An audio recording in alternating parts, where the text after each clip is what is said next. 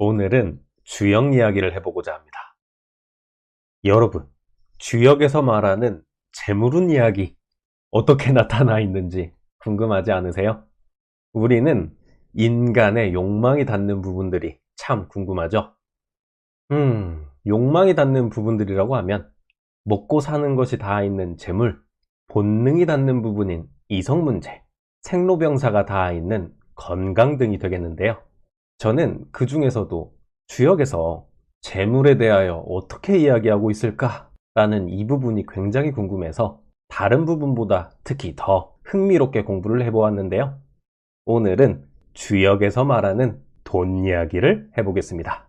주역이란 건 참 심오하고 깊이가 깊어서 난해한 부분들을 빼고 부족하지만 제가 이해한 부분들을 말씀드려 보겠습니다. 돈 버는 정보 얻는 게 쉽지 않은 거 아시죠? 지금부터 말씀드리는 제 뇌피셜들을 잘 따라와 주시면 감사하겠습니다. 위편삼절이라는 고사성어가 있죠. 공자가 책을 즐겨 읽어서 가죽끈이 3번이나 끊어졌다는 고사입니다. 여기서 읽은 책이 바로 주역인데요. 우리나라에도 이 주역과 관련된 에피소드가 많죠. 정조대왕이 좋아했던 주역의 괴는 화천대유이고 이순신 장군이 출병 전에 꼭 주역점을 쳤다는 이야기 등입니다. 본격적으로 주역에 대해 말씀을 드려본다면 주역은 주나라의 역법이고 음과 양의 이진법의 배열로 괴를 이루며 건곤, 진손, 감리, 간태에 총 8개의 괴를 가집니다. 또 그것을 상괴와 하괴로 배열해서 총 64개의 괴로 이루어져 있습니다. 그렇다면 오늘의 이야기인 재물에 관한 괴는 어떤 것일까요? 주역에서 재물운과 관련된 괴 중에 최고의 괴는 단연 26번째 괴, 산천대축입니다. 하괴는 하늘을 뜻하는 건괴, 상괴는 산을 뜻하는 간괴로 이루어져 있어서 하늘 위에 산이 있는 형상이죠. 하늘 위에 산처럼 크게 축적하다, 쌓다의 의미를 가지는데요. 그야말로 대부, 큰 부를 거머쥐는 물상을 가집니다. 또 재물운과 관련된 또 다른 괴가 있으니 바로 9번째 괴, 풍천소축입니다. 풍천소축은 작게 모으다, 작은 것들이 쌓인다라는 뜻입니다. 물상은 하늘 위에 바람이 부는 모습인데요. 하늘 위에 산이 우뚝 솟아있는 모습에 대축괴와는 달리 중량감 없이 바람처럼 흩날려버리고 마는 느낌입니다. 따라서 작은 부, 작은 이득을 나타냅니다. 그렇다면 주역에서 말하는 큰 부와 작은 부를 나누는 기준이 도대체 무엇일까요?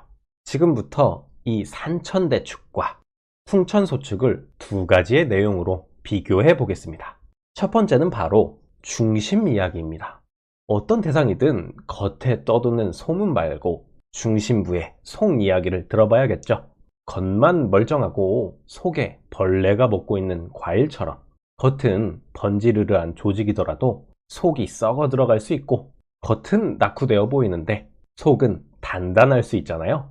따라서 첫 번째는 혹괴, 즉 초구와 상륙을 제거한 중심부에서 벌어지는 상황을 살펴보겠습니다. 둘째, 반면교사로서 도리어 깨달음을 얻는 것을 소위 거울치료라고 하죠. 따라서 2번째는 미러링이 되는 종괴를 살펴보면서 큰 부자가 되기 위해 개선하고 깨달아야 하는 부분을 알아보겠습니다. 첫 번째, 혹괴 이야기로 가보죠. 산천대축의 중심부에서 펼쳐지는 혹괴를 살펴보면 뇌택귀매괴가 됩니다. 뇌택귀매는 대표적으로 결혼운으로 많이 점치는 괴사예요. 남녀가 만나 하나가 된 모습이죠. 음양이 만나 상호작용하고 있으니 내부 상황은 대단히 길하다고 볼 수 있겠네요. 음과 양이 상호 협동하여 강한 시너지를 낼 수 있는 환경입니다. 반면에 풍천소축의 중심부에서 펼쳐지는 혹괴를 살펴보면 화택규괴가 됩니다. 화택규의 뜻은 서로 틀어지다, 반목하다입니다. 태하, 리, 상의 불상으로 연못으로 일컬어지는 택괴는 아래에, 불로 일컬어지는 리괴는 위에 있는 형국인데 물은 아래로, 불은 위로 올라가는 성질이 있죠. 따라서 어울리지 못하고 각자가 다른 방향으로 목적지를 설정하며 따로 놀게 됩니다. 두 사람이 한 배에 탔는데 서로 다른 목적지를 주장하며 싸우게 되겠네요. 위와 같이 음과 양이 만나 서로 시너지를 내는 산천대축과 음과 음이 만나 불협화음을 내는 풍천소축의 차이가 큰 부자와 작은 부자를 가르는 첫 번째 힌트가 되겠습니다. 두 번째로 가보겠습니다. 산천대축의 미러링 꾀를 살펴보면서 반면교사로 거울 치료를 해봐야죠. 산천대축의 종꾀는 천례무망꾀입니다. 천례무망의 망자는 경거망동하다의 망자거든요. 무는 없을무, 부정어이고요.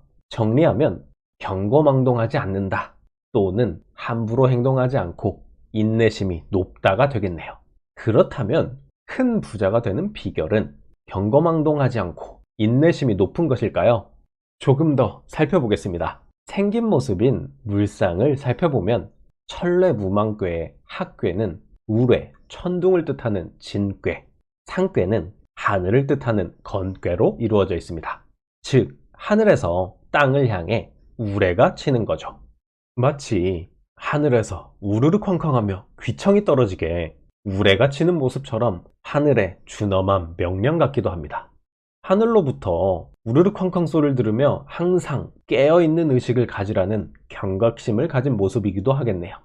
무망꾀의 대표적인 뜻은 바로 맑고 깨끗하다, 순수하고 꾸밈이 없는 마음입니다. 마치 마음이 닦아져서 일희일비하지 않고 초연한 사람을 보는 것 같습니다. 투자의 세계로 예를 든다면 미시적으로 오르고 내리는 작은 파동에 개의치 않고 거시적인 큰 맥락을 볼 줄 아는 사람이라고 말할 수 있겠습니다. 풍천소축의 종꾀를 살펴보겠습니다. 풍천소축의 종꾀는 천택리입니다. 천천히 움직이다 또는 살금살금 땅을 밟다 등의 뜻이 되죠. 선뜻 이해가 되지 않으니 천택리의 괴사를 한번 살펴보겠습니다. 리홈이 부질리녀, 호랑이의 꼬리를 밟았으나 호랑이가 나를 불지 않으니 경통하다 라는 뜻입니다. 읽다 보면 뜻이 조금 이상하게 느껴집니다. 내가 걷다가 호랑이의 꼬리를 밟았으나 호랑이의 보복을 당하지 않게 된 비결이 뭘까요? 호랑이 굴에 들어가도 정신만 차리면 산다고 하죠. 괴사는 예를 갖추고 조심하여 선을 넘지 않는 것의 중요성을 이야기합니다.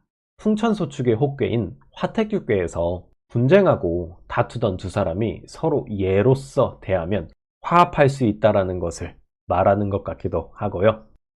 또한 투자의 관점으로 적용하여 설명해 본다면 첫째, 호랑이를 만나는 듯한 상황, 즉 IMF나 서브프라임 모기지 사태 등의 사상 최악의 악재를 맞이하더라도 침착하면 살 수 있다. 둘째, 예와 선을 지키며 조심조심 나아가라. 즉, 한 번의 욕심이 모든 걸 그르칠 수 있으니 성급함으로 무리수를 두는 일명 몰빵 투자를 하는 것이 아니라 분할 매수 등의 조심스러운 투자를 하라는 뜻으로 정리할 수 있겠습니다. 주역에서 말해주는 큰 부자와 작은 부자의 차이점, 최종 정리를 해보겠습니다. 크게 쌓는 산천대축과 작게 쌓는 풍천소축이 있는데 산천대축의 중심부 내용은 뇌퇴김의 깨로 음과 양이 만나 결혼식을 치르는 듯 화합하며 시너지를 내는 상황을 일컫는다. 즉, 음과 양이 협동합심하여 큰 게임을 하고 있다. 풍천소축 중심부 내용은 화택규로 음과 음이 서로 다른 방향성을 설정하여 사이가 틀어지고 싸우고 반목하여 불협화음을 내는 상황을 나타낸다. 따라서 큰 부를 일구기 힘들다. 산천대축의 미러링 꾀, 즉 거울 치료에 깨달음을 주는 꾀는 천례무망꾀로 무망, 즉 경거망동하지 않는 인내심 있는 모습을 나타낸다. 천둥이 치는 듯이 깨어있고 마음이 닦여서 순수하고 초연한 사람을 나타낸다. 풍천소축의 미러링 꾀는 천택리 꾀로 호랑이 꼬리를 밟아도 호랑이에게 물리지 않는 조심성을 가져야 한다. 즉 무리수를 두지 말아라. 예를 갖추고 한 발 한 발 나아가라로 정리할 수 있겠습니다. 오늘의 내용은 여기까지입니다. 다가오는 새해에는 물질도 정신도 모두 부자 되시는 2026년 되시길 바랍니다. 대단히 감사합니다. 내용이 도움이 되셨다면 구독과 좋아요 부탁드립니다. 감사합니다.